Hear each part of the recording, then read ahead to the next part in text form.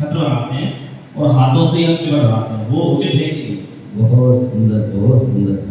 आपकी बहुत सुंदर भावना है, नहीं है। बाकी ठीक है, अच्छी बात है, प्रारंभ है, कोई दिक्कत नहीं है, लेकिन उस परंपरा में जो है थोड़ा सुधार की आवश्यकता है। और मैं हमेशा कहता हूँ, आप जो है चमर जो है का छंद बोल रहे हैं, या तो आप सबके हाथ में चमर होना चाहिए, क्योंकि हम चाहते हैं कि हमारी प्रभावना हो और हमें आनंद में वो अनुभूति भी हो, तो सबके हाथ में चमर हो। और मुझे एक बात को कहने में गर्व होता है कि पूरी हिंदुस्तान क्या पूरे विश्व की हमारी जो जैन समाज है या जैन समाज के जो हमारे सदस्य हैं, ऐसा कोई सदस्य नहीं है कि जो इतना गरीब हो कि वो 2 चमर ना ले सके। इतने सारे सक्षम हैं और ज़्यादा महंगे भी नहीं आते, जयपुर आदि मिलते हैं, बहुत सस्ते आते हैं, समझिए ना। तो इसलिए जो है मैं तो कहता हूँ, आपको कोई बात नहीं, आप वो करिए, लेकिन जो आप ऐसे हिलाते हैं ये मेरी समझ से बाहर है, ये हमारे लिए उचित भी लगते हैं। ये क्या कौआ से मतलब आप क्या भगा रहे हो, ये क्या है, तो वो हमें फीलिंग नहीं आती। मान लीजिए आपके लिए जो कहते हैं ना, जैसे आपको खाना खिलाने की थाली लगा दी और थाली में अगर कुछ ना हो और आपसे कहा कि आप कल्पना कीजिए कि ये रसगुल्ला है, ये मालपुआ है, ये जो है रबड़ी है, ये हलवा है, तो आपको मज़ा आएगा क्या? नहीं आएगा। आएगा क्या? नहीं आएगा, बोलो बोलो, नहीं आएगा ना। और जब रसगुल्ला सामने होगा कब खाओगे तो उसका अलग स्वाद है। तो उसी प्रकार मैं कहता हूँ कि आप जो है चमर करिए, लेकिन आप जो ऐसे करते ना वो मुझे समझ में नहीं आती है। आप जो है चमर मंगाइए और चमर मंगा करके जो है आप उसको करिए, अन्यथा मेरे हिसाब से तो हाथ जोड़ लीजिए, हाथ जोड़ के अनुमोदन कर लीजिए। जो या जो कर रहा है, जिसके पास चमर उसको हाथ डालिए, ये तो मान सकते हैं, लेकिन हम ये ऐसे हिला रहे हैं तो ये हमारी जो है हमारी समझ से जो है बाहर है। बाकी फिर जो कर रहे हैं वो उनकी वो दूसरी। इसी प्रकार मैं देखता हूँ कि जो लोग छतर की, भाई जिसके पास छतर है चढ़ा रहा है वो तो ठीक है, अब बाकी आप उनको हाथ लगा लीजिए तो मान सकते हैं, हाथ जोड़ लीजिए। अब आप ऐसा करने लगे और क्या है, भगवान को आशीर्वाद दे रहे क्या? ये क्या चीज़ है? ये भगवान को आप आशीर्वाद दे रहे, क्या कर रहे हो? तो ये जो है मेरी समझ से देखो मुझे समझ में नहीं आई।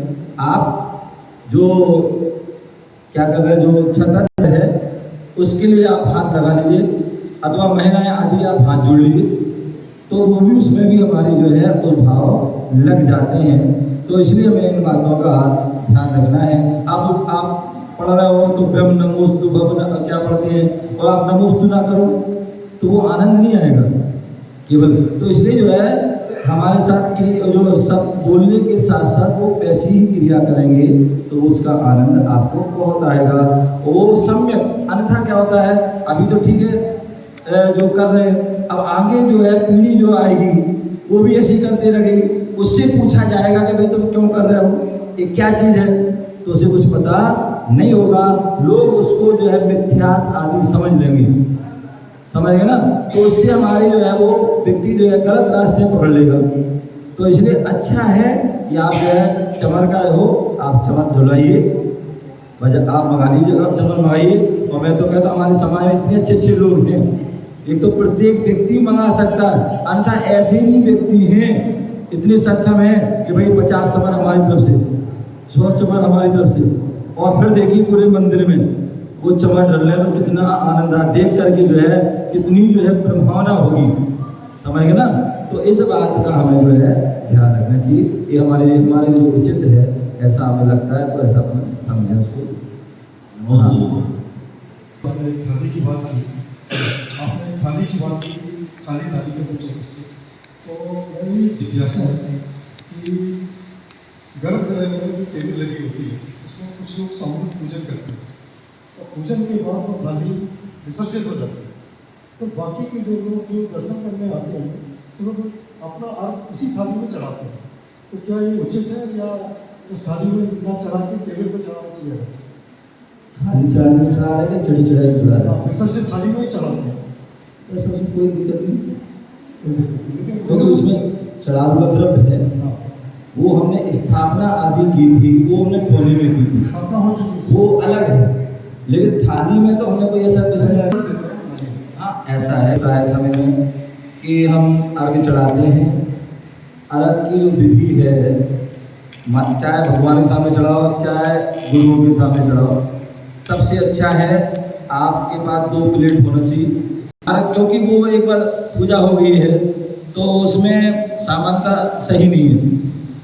आप जो है अलग से अर्घ चढ़ा रहे हैं, ठीक है ना, तो आप अलग से अपनी जो द्रव्य में जो थाली हो, प्लेट हो, उसमें जो है उसी में ही पूरा चढ़ा दें, अथवा नहीं तो संधि पर, चौकी पर भी चढ़ा सकते हैं। पर इतना ध्यान रखें कि द्रव्य चढ़ाते समय इतना विवेक रहे कि वो द्रव्य जो है, हम कई बार देखते हैं महिलाएं पुरुष जो भी है डिब्बी से निकाल रहे हैं, और डिब्बी में निकालते निकालते आधे चावल गिर जाते हैं जमीन में, या बेदी पर चढ़ाते चढ़ाते जमीन में गिर जाते हैं, या किनारे पे चढ़ा देते हैं, किसी का हाथ तक गिर जाता है। तो इसलिए सबसे अच्छा मार्ग यही है कि आप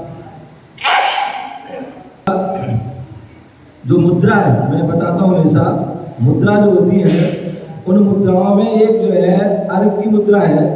अर्घ जो है प्लेट में लेके चढ़ाया जाता है। जैसे मैं कहता हूँ कि आपके यहाँ कोई रिश्तेदार आता है, मेहमान आता है, और हमारी महिलाएं जो है उनका अतिथि सत्कार करती हैं। कैसे करती हैं भैया? वो एक ट्रे में चाय आदि ले जाती हैं, ट्रे में ले जाती हैं और सबको देती हैं, तो बड़ा शोभा लगता है। और कोई कप अकेला कप लेके चला जाए तो अच्छा है। उसी प्रकार नाश्ता वगैरह लगाती हैं, नमकीन आदि आदि जो भी है, तो वो भी क्या करती हैं, वो थाली में या ट्रे में ले जाती हैं। वो बड़े अच्छे अलग रखा है तो अच्छा लगता है, ठीक है ना। तो उसी प्रकार जो है भगवान को जो है अर्घ चढ़ाते हैं। तो अच्छी बात ये है कि एक आप प्लेट लीजिए, या तो प्लेट पूरी चढ़ा दीजिए या दूसरी प्लेट में उसको चढ़ा दीजिए, जिससे कि वो नीचे गिरे आदि ना ही जो है संधि के किनारे बनाइए। इस बात का हमें ध्यान रखिए।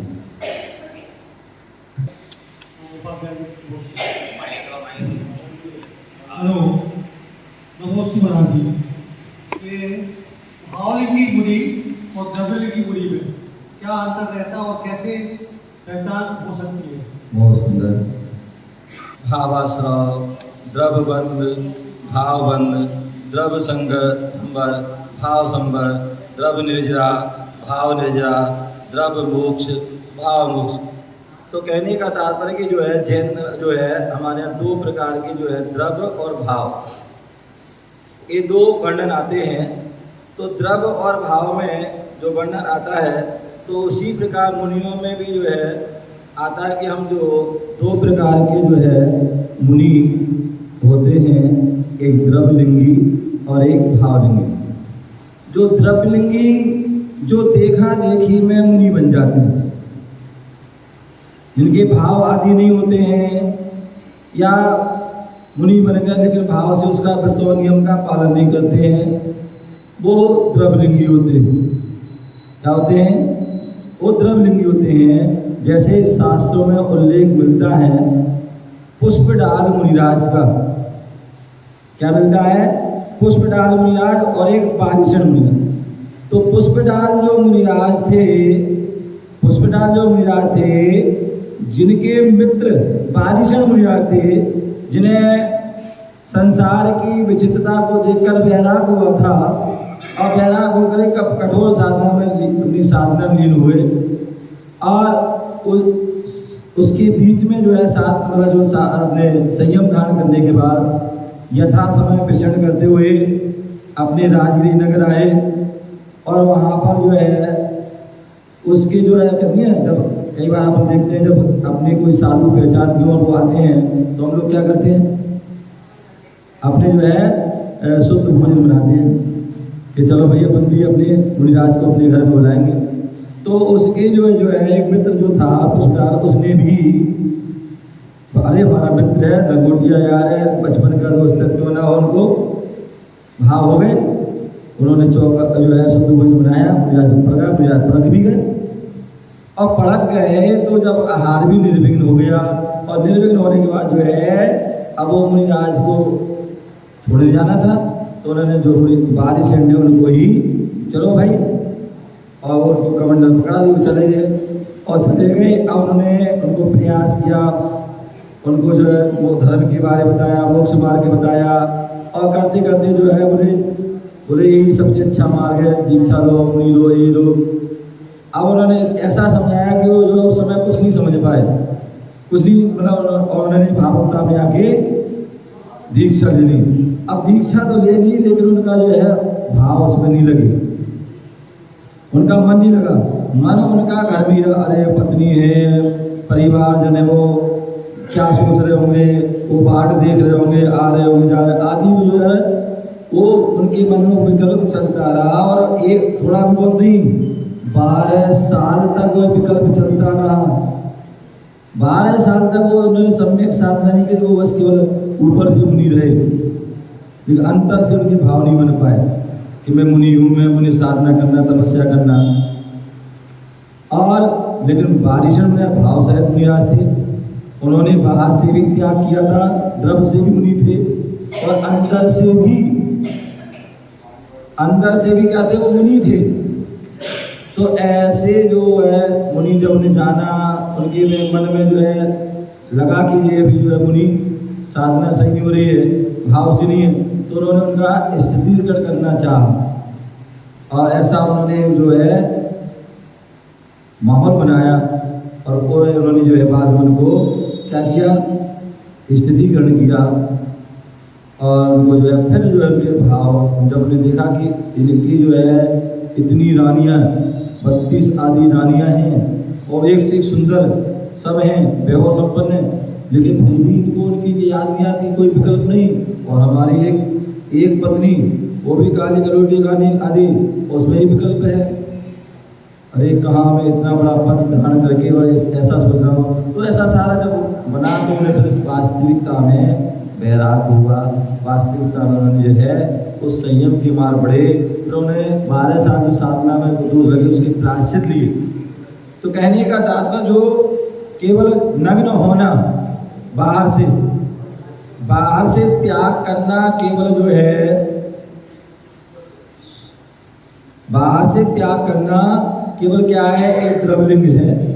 और बाहर के त्याग के साथ अंदर का भी त्याग की भावना हो, वैराग की भावना हो, वो जो है भावना वो अंतरंग की ओर ले जाने वाली होती है। तो ऐसे वो जो है द्रव के साथ साथ भाव भी होना, त्याग के, तपस्या के, वो भावलिंगी होते हैं। और ऐसे द्रव और भाव जब मिल जाते हैं, तभी वह तपस्या होती है, तभी उससे कर्मों का क्षय आदि होता है। ऐसा हमें जानना चाहिए। अन्यथा कितनी बार आप उसमें पढ़ते हैं ना, 6 डाला में, मुनि व्रतकार अनंत बार ग्रेवक उपजावे, पै निज आत्म ज्ञान बिना नालिश न पावे।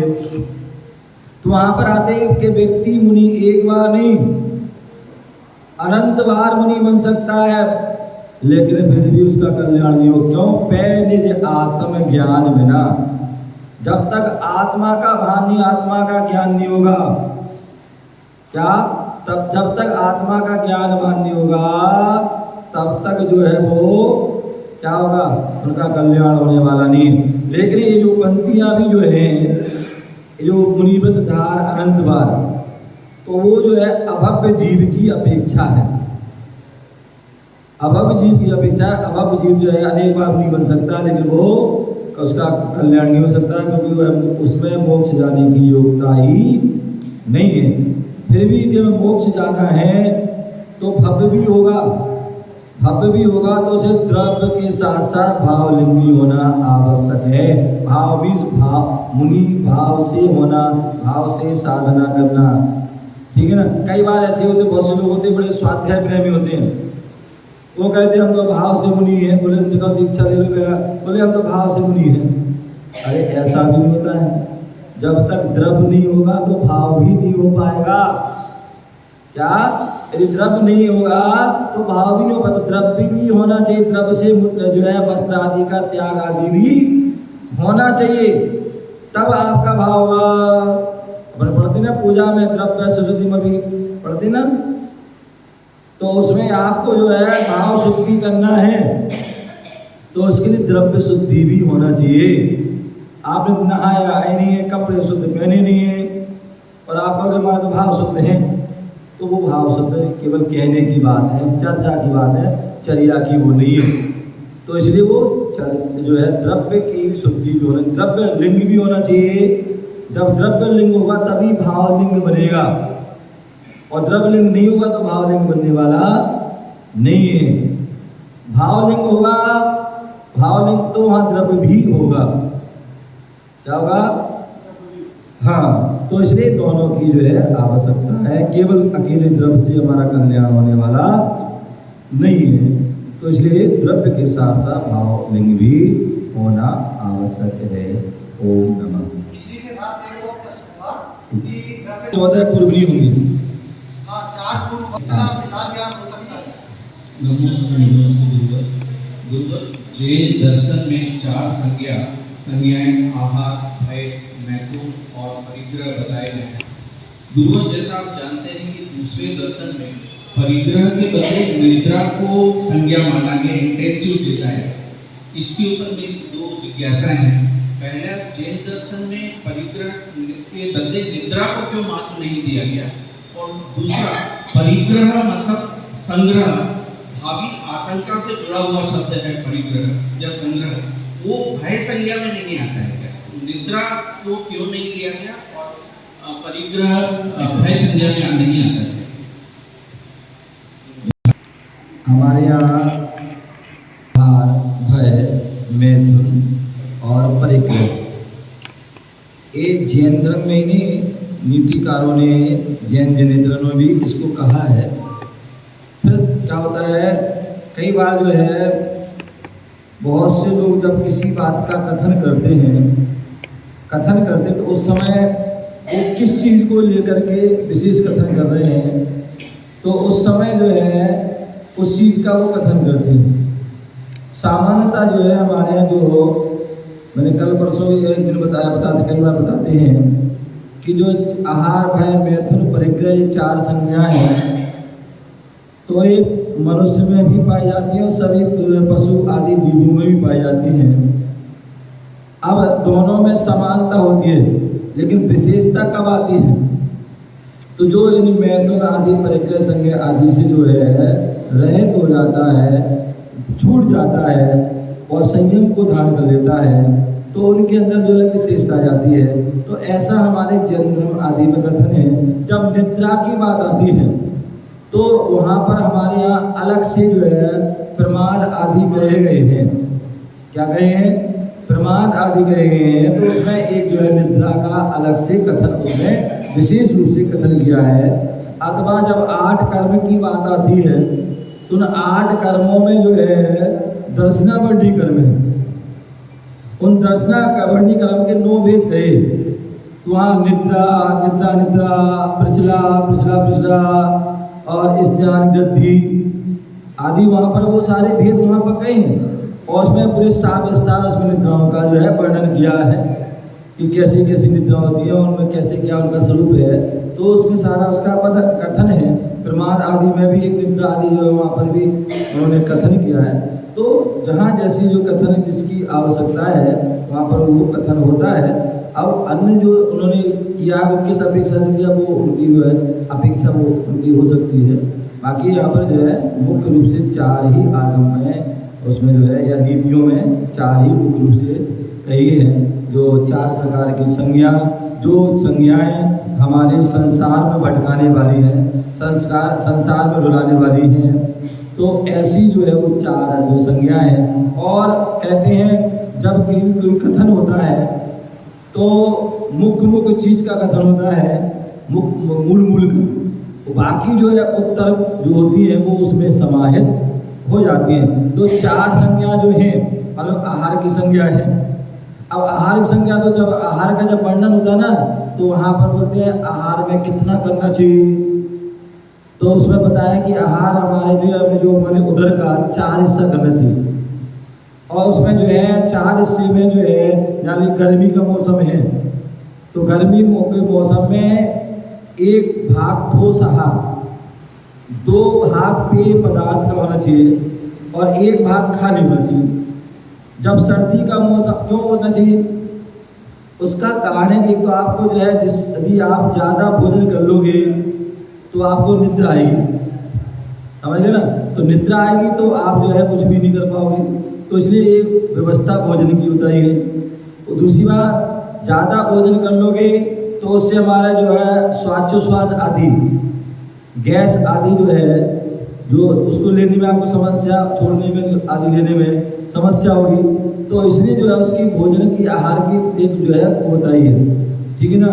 दूसरे जो है सर्दी का मौसम होता है, उस समय जो आहार की बताया कि भाई जो सर्दी के मौसम में 2 भाग ठोस आहार, 1 भाग पेय पदार्थ और 1 भाग खाली।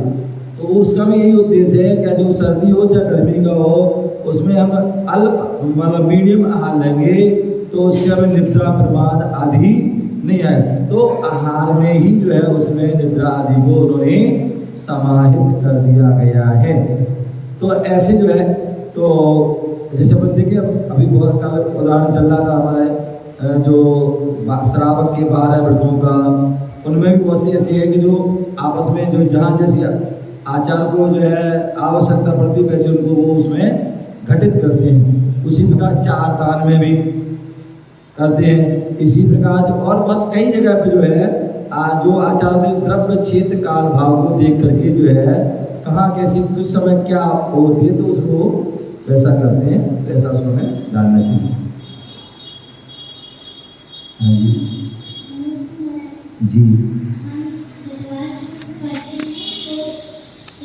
तो भौतिक युग में व्यक्ति जो है अंग्रेजी के पीछे भाग रहा है, जर्मनी और फ्रांस और पता नहीं किन किन भाषाओं के पीछे।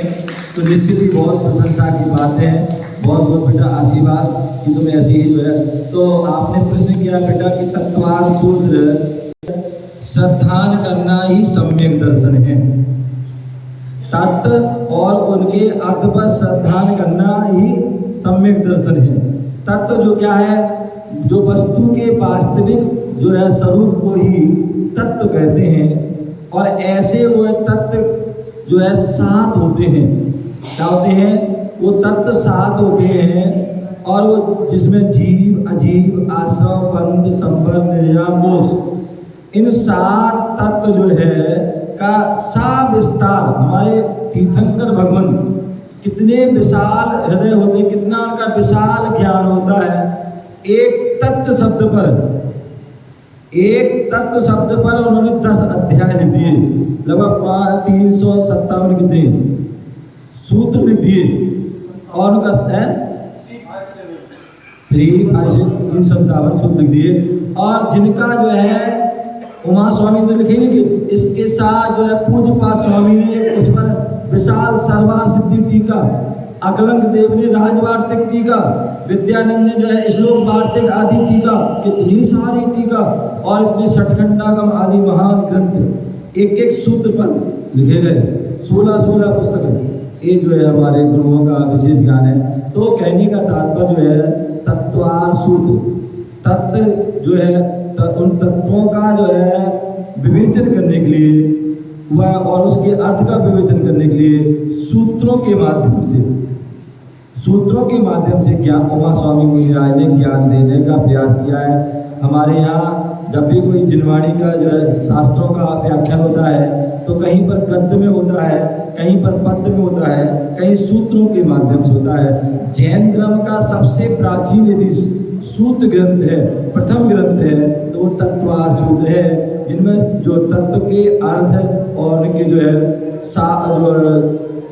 उनके जो अर्थों का विशद व्याख्यान, जो 7 तत्व हैं, उन 7 तत्वों पर जो 10 अध्याय लिखे हैं, जिसमें पहले से लेकर 4थे अध्याय तक 4 अध्यायों में आचार्य उमा स्वामी मुनिराज ने जीव तत्व का वर्णन किया। 5वें अध्याय में जो 5वें अध्याय में जो उन्होंने अजीब तत्व का वर्णन किया है, 6वें आदि में जो है आश्रव का, 7वें में शुभ आश्रव का, 8वें में बंध का, 9वें में संबर का और 10वीं में मोक्ष का। ऐसे एक तत्व शब्द पर पूरे इतना बड़ा ग्रंथ लिख दिया। ये हमारे आचार्यों की महानता है। ऐसे उस तत्वासूत ग्रंथ को हमारा कहते हैं ना, जैसे कहते हैं हिंदुओं में जो गीता है अथवा जो रामायण आदि है, अथवा मुसलमानों में जो कुरान है, जो सिखों में जो गुरु ग्रंथ साहब है, और ईसाइयों में बाइबल है, उसी से अनुसार हमारा जो है जैन धर्म का यदि जो सबसे जो वैसे तो बहुत सारे हैं, लेकिन एक जिसमें जो है सभी श्रावक और मुनि सभी उसको बहुमान देते हैं, ऐसा वह तत्वासूत ग्रंथ है तो पूजनीय है, वंदनीय है, और जिसे जो है हम बड़े श्रद्धा भक्ति से उसको जो है पढ़ते हैं और 10 लक्षण पर्व आदि में विशेष रूप से उसको पढ़ते हैं, उसके अर्थ को जानते हैं। तो ऐसा जो है वह सूत ग्रंथ है, उसे बड़े श्रद्धा से भक्ति से जब उसको उसकी जो है शुरू की और लास्ट भी पढ़ते हैं तो कहते जो एक बार जो तत्वासूत को बड़े शुद्धि से भक्ति से पढ़ता है तो उसे एक उपवास आदि का जो है उसे फल मिलता है। तो ऐसे उस तत्वासूत ग्रंथ को बड़े श्रद्धा भक्ति से शुद्ध भाव से और शुद्धता से उसको पढ़ना चाहिए। और तो पाप और क्रिया को त्याग को व्रत कहते हैं और पुण्य क्रिया को त्याग को वैराग्य कहते हैं। और जब पाप और पुण्य दोनों के प्रति उदासीनता आ जाती है तो वैराग्य उत्पन्न होता है। इसका क्या अर्थ है? बहुत सुंदर हैं और वो पाप 5 होते हैं: हिंसा, झूठ, चोरी, कुशील और परिग्रह। ऐसे वह पाप होते हैं।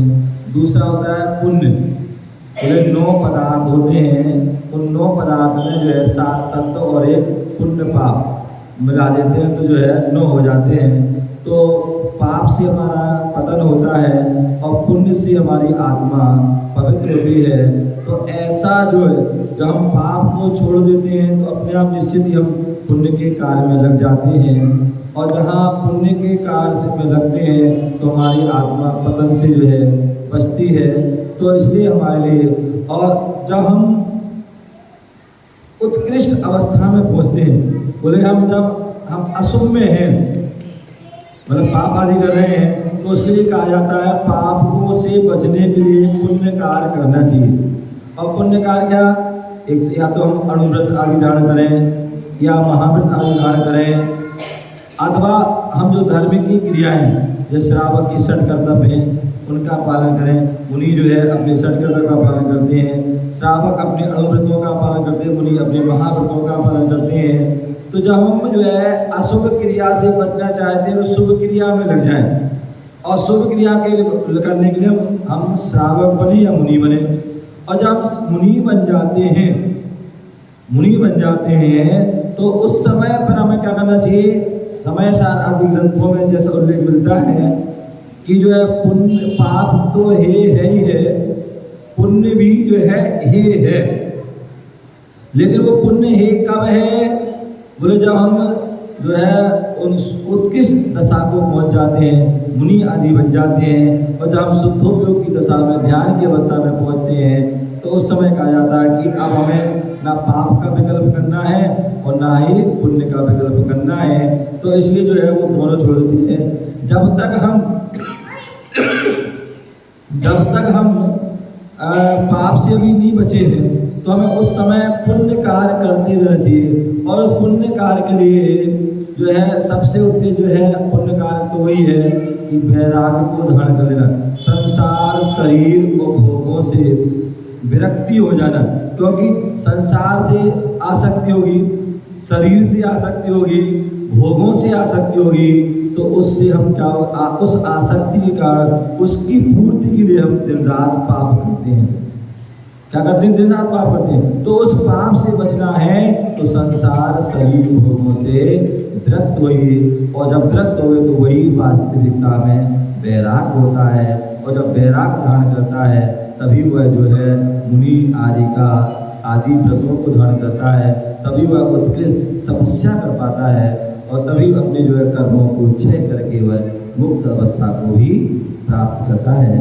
ऐसा हम उसको जानना चाहिए। होते रहते हैं, लेकिन हम समझते भी नहीं कि नेगेटिव नहीं सोचना चाहिए, पॉजिटिव सोचना चाहिए। कि हमारे अंतरंग से जब हम हमेशा बार बार सोचते हैं कि ना सोचे, लेकिन सबसे पहले विचार तो वही आते हैं। इसका समाधान बहुत सुंदर। पानी और एक मन, जल की गति और मन की गति, जल की गति और मन की गति दोनों की गति जो है सामान्यतः अधोगामी है। क्या है? अधोगामी। आप पानी को कितना भी ऊपर ले जाइए लेकिन कहाँ आएगा? वो नीचे आएगा। उसी प्रकार जो मन के जो है अनादिकाल के संस्कार हैं, और इस संस्कार के कारण क्या होता है, वह मन जो है हमारा पाप की ओर, व्यसनों की ओर, बुराई की ओर जाता है। ठीक है ना? तो अब हम क्या करें? तो उसके लिए कहा जाता है जैसे पानी को ऊपर ले जाना है तो उसके लिए हम यंत्र का सहारा लेते हैं। किसका सहारा लेते हैं? यंत्र का सहारा। यंत्र भी मोटर, सबमर्सिबल, टिल्लू पंप आदि लेते हैं, और या सटक लेते हैं। सटक से हम जो ऊपर उसको ले जाते हैं। तो जल को ऊपर ले जाने के लिए यंत्र का सहारा लेते हैं। उसी प्रकार मन को जो है ऊपर की ओर ले जाने के लिए या उसको बस में करने के लिए हमें मंत्र का सहारा, अथवा हमें जो है शास्त्रों का स्वाध्याय करते हैं, अध्ययन करते हैं। और स्वाध्याय अध्ययन करते हैं तो उससे हमारा मन जो है क्या होता है, बुराई से जो है हट करके अच्छाई को हो जाता है। सामान्यतः हमारे यहाँ कहते हैं जो मन होता है, जब भी हमारे जो है कोई कार्य करते हैं, कोई भाव आते हैं, तो उस समय दो रास्ते हमें दिखते हैं। क्या दिखते हैं? दो रास्ते नजर आते हैं, दो विकल्प आते हैं। एक जैसे मान लीजिए कोई बच्चा है, सुबह सुबह उठा, उसके भाव हुए तो मंदिर जाएंगे, चलो भाई आज मंदिर चलते हैं, भगवान दर्शन करते हैं। देखो दूसरा मन कहेगा अरे क्या मंदिर, बाद में देखेंगे, अभी तो आराम से बढ़िया मौसम है, आराम से निद्रा ले लो। तो हम क्या करते हैं, जो जिसको ज्ञान कम होता है वो तुरंत जो है दूसरी वाला विकल्प पकड़ लेता है, जो सरल वाला रास्ता, जो हमारे सुख को मतलब जो शरीर आदि को सुख प्रदान करने वाला है, ऐसा रास्ता पकड़ लेते हैं और हम सोने में आराम से। लेकिन जो ज्ञानी व्यक्ति होते हैं, जिन्हें सम्यक ज्ञान होता है, उन्हें बोले नहीं, आज यदि हमारे मन के भाव हुए मंदिर जाने तो आज मैं मंदिर ही जाऊंगा, उसके बाद ही कुछ करूंगा। ठीक है ना? तो इसलिए वो क्या करते हैं, मंदिर जाते हैं। तो इसलिए कहने का तात्पर्य है, बोले संसारी जो गृहस्थ में और मुनि में क्या अंतर होता है? बोले गृहस्थ मुनि में यही अंतर होता है कि जो गृहस्थ होते हैं वो इंद्रिय और मन के अनुसार चलते हैं। क्या चलते हैं?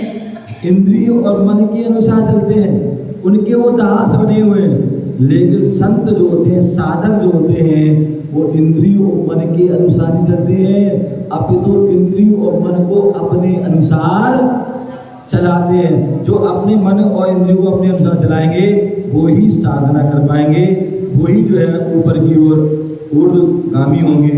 और जो मन और इंद्रियों के बस में हो जाते हैं और उन बस में होकर के अनेक प्रकार के जो है अयोग्य कार्य कर लेते हैं और उससे हम दुर्गति के पात्र होते हैं।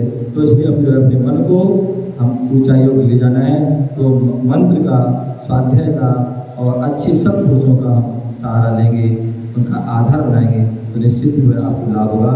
आपका समय हो गया, कल फिर बैठेंगे। मेरा प्रश्न है कि उत्तम संयम के अभाव में आज व्रत संयम आदि नहीं ले पाती है, श्रावक उत्तम संयम के अभाव में व्रत संयम आदि नहीं ले पाती है आज के समय, तो वो अपना कर्मों की निर्वाह कैसे करें? जैसे इच्छा निरोध तब बोला गया है, इच्छाओं का निरोध ही तब है, तो केवल सिर्फ इच्छाओं का निरोध करने से भी तब होता है, या फिर श्रावक को आप विस्तार में समझाएंगे कैसे बोल रही है? ध्यान रखिए, हम लोग अपने प्रमाद को हम अपने प्रमाद को,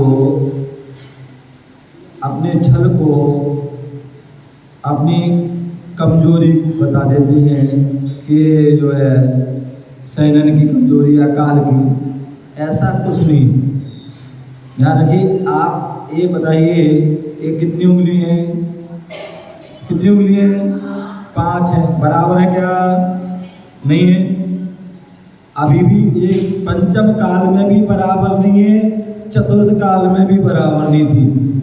समझ रहे ना? तो उसी प्रकार से चतुर्थ काल में भी सभी का शयनन एक सा नहीं होता था। समझ गए ना? फिर भी लोग साधना करते थे, तपस्या करते थे। आपको पता होगा 5 पांडव हुए और 5 पांडव चतुर्थ काल में हुए, लेकिन सबका शयनन एक साथ नहीं था, सबकी एक साधना थी। तो क्या हुआ? 3 पांडव तो मोक्ष चले गए, लेकिन 2 पांडव कहाँ चले गए? सर्वा सिद्धि में। जैसे उन्हें तपस्या करी, जैसे उन्हें परिणाम हो, जैसे भाव हुए, वैसे उनको फल मिला कर्मों की निजर। उसी प्रकार पंचम काल में भी हम सर्वथा नहीं कह सकते कि हम जो है उसके साथ। हाँ, ये बात अलग है कि जो इतनी साधना, मोक्ष वाली साधना है, वो नहीं कर पाएंगे, क्योंकि उत्तम शयनम, उत्तम जो है द्रवच्छेद काल। लेकिन हम साधना ही नहीं कर पाए तो ऐसा नहीं है। मान लीजिए आप महिलाएं हैं और घर में आपकी सासू जी होंगी, है ना? सास भी होगी, नंदी भी होगी, और देवरानी जेठानी भी होगी, पति भी है। और मान लीजिए कभी किसी लड़ाई हो गई, झगड़ा हो गया, गुस्से में आ गए आप, और क्या किया? आज मुझे भोजन नहीं करना है। क्या करना है? भोजन नहीं करना, और पूरा दिन निकाल देती हो। अब आपको भूख नहीं लगी क्या? गुस्सा में, लेकिन गुस्सा में त्याग कर दिया, लेकिन इसलिए आपको भूख नहीं लगी ना कुछ भी हो। अन्यथा आप डेली जो है 2 बार 4 बार खा लेते, तो शक्ति है। इसी प्रकार मान लीजिए आप कहीं जा रहे हो और रास्ते में आपकी गाड़ी बिगड़ गई, गाड़ी बिगड़ गई, जंगल में है, ट्रेन बिगड़ गई, प्लेन बिगड़ गया, अब क्या करोगे? वहीं अब रुकी गाड़ी है, घंटों घंटों हो जाते हैं, 1-1, 2-3 दिन भी हो जाते हैं। अब वहाँ कुछ भी साधन नहीं है आपके पास, क्या करते हो आप? भूख सहन करते हो, वहाँ एक स्थान बैठे भी हो, सब कुछ कर रहे। तो ऐसा है कि हम दूसरी बार हम पशु पर्याय में रहे, वहाँ भी सहन करके आए, नरक पर्याय में सागरों पर्यंत की आयु को भी दिन किया, तो वहाँ पर भी हम सहन करके आए। तो हम सर्वथा सहनन आदि शक्ति को नहीं कह सकते हैं। तो हमारे लिए यथाशक्ति समय समय पर हमें प्रयास, अभ्यास आदि थोड़ा थोड़ा करते रहना चाहिए। और इसके साथ साथ दूसरा हमारे आगम ये भी कहता है, एक द्रव्य की साधना तो करो, इसके साथ भाव की साधना। भाव की साधना मतलब अपनी इच्छाओं को भी लोग, तो कई बार हमने उपवास कर लिया, लेकिन हमारा मन उसी में लगा है कि आज ही बताओ उपवास किया, आज ही बढ़िया, देखो कितने बढ़िया पकवान बने, आज ही पार्टी में जाना, आज ही इसमें जाना। तो ऐसा जो है उपवास करने से भी वो फायदा नहीं है। तो इसलिए उन्होंने कहा है कि आप उपवास कर अथवा 10 लक्षण परवाए, और आप लोग क्या हरी नहीं खाना, लेकिन आसक्ति हरी से बनी होती है, तो क्या करते हो? उसको आप सुखा के रख लेते हो और फिर खाते हो। तो ये मतलब आपका वो तपस्या नहीं है। तो इसलिए कहा इच्छा निरोधा तपा, कि आप जो है तब तो करिए, इसके साथ साथ जो हमारे अंदर अनेक इच्छाएं हैं उन इच्छाओं को रोकिए, तो वो भी तप है। तो इसलिए दोनों प्रकार से हमें उसका अभ्यास, इच्छाओं को भी निरोध करना चाहिए, और यथाशक्ति जो है हमें उपवास आदि जो भी है तप, शरीर आदि की तपस्या आदि भी करते रहना चाहिए। आपका समय हो गया। जय गुरु महावीर।